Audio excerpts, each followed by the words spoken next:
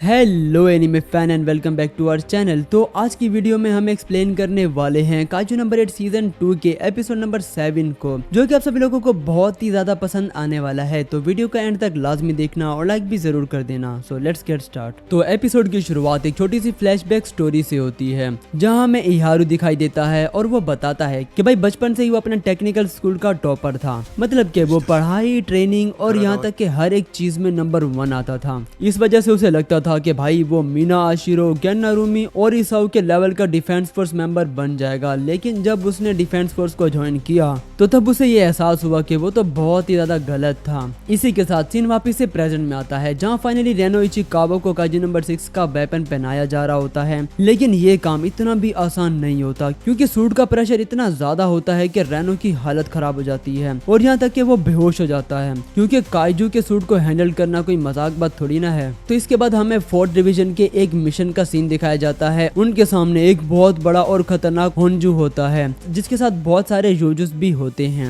जहाँ fourth division का captain जोगो ओगाटा भी खुद मौजूद होता है और साथ ही वो लोग यहाँ पर रेनो को भी अपने साथ इस मिशन पर लाए होते हैं। ये मिशन असल में रेनो की पावर को टेस्ट करने के लिए ही रखा गया है। क्या वो सच में नंबर 6 के सूट को कंट्रोल कर पाएगा या नहीं। रेनो और बाकी डिफेंस फोर्स मेंबर होन्जू को खत्म करने के लिए तैयार हो जाते हैं और साथ ही ओगाटा यहाँ कहता है कि उसे बिल्कुल भी उम्मीद नहीं थी कि सिर्फ 1 महीने की ट्रेनिंग से ही कि रेनो नंबर 6 के सूट को यूज करने के लायक बन जाएगा। तो इसीलिए उसने रेनो को इतनी हार्ड ट्रेनिंग दे दी थी ताकि वह खुद ही थक कर पीछे हट जाए और हार मान ले। लेकिन भाई रेनो पीछे हटने वाला थोड़ी ना था, उसने इतनी सख्त ट्रेनिंग को पूरा कर लिया और इसीलिए उसे ये नंबर 6 का सूट दिया गया है। तो इसके बाद वो रेनो को मिशन के बारे में बताने लगता है कि इनका सामना एक 6.442 लेवल के होन्जू से होने वाला है और इतना पावर लेवल किसी भी नॉर्मल डिफेंस फोर्स मेंबर के लिए बहुत ही ज्यादा बड़ा चैलेंज होता है। ओगाटा रेनो से कहता है कि अगर तुम इस होन्जू को नहीं मार पाए तो मैं खुद इसे अपने हाथों से खत्म कर दूंगा, लेकिन इसका मतलब ये होगा कि तुम नंबर 6 के सूट के लायक नहीं हो।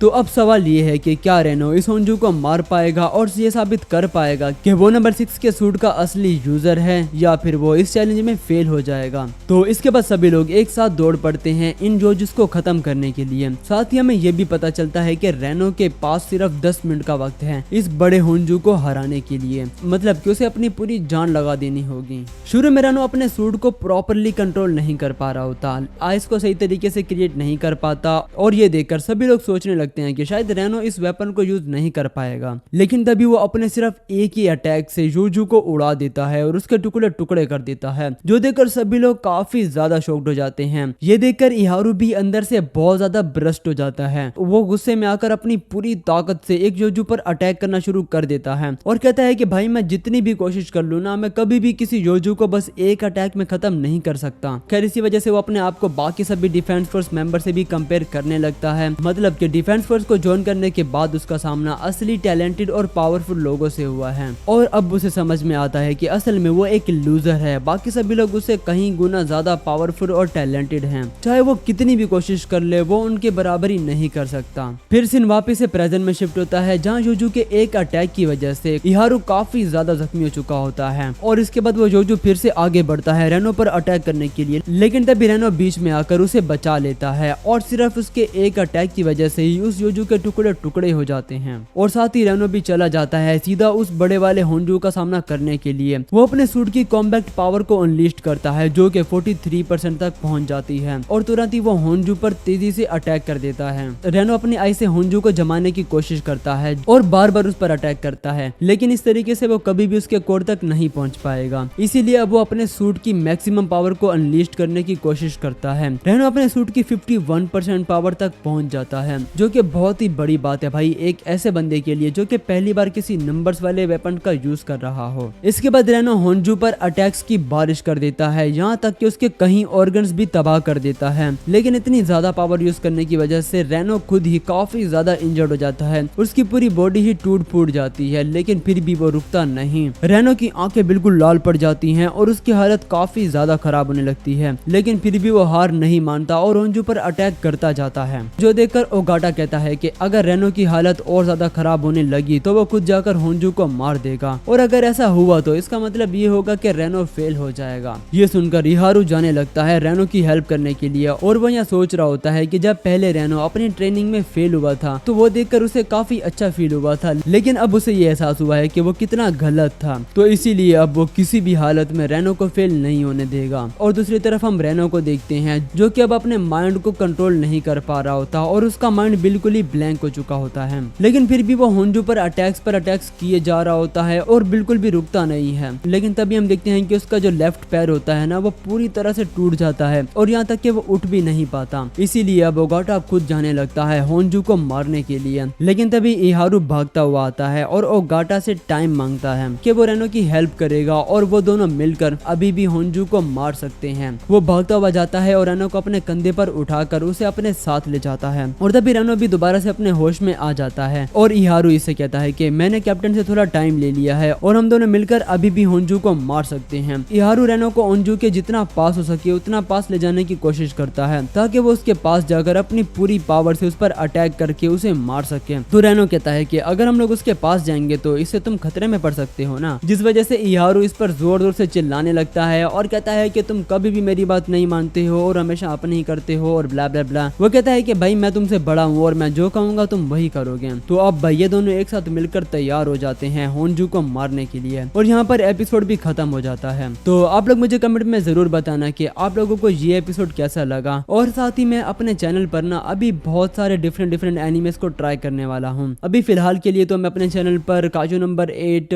डैंडाडैन और गाजियाकोटा एनिमे को एक्सप्लेन कर रहा हूँ और साथ ही मैं और भी बहुत सारे एनिमेस को ट्राई करने वाला हूँ। तो अगर आपका कोई फेवरेट एनिमे है तो आप लोग मुझे कमेंट में बता सकते हो, मैं उसे भी एक्सप्लेन करने की पूरी कोशिश करूंगा।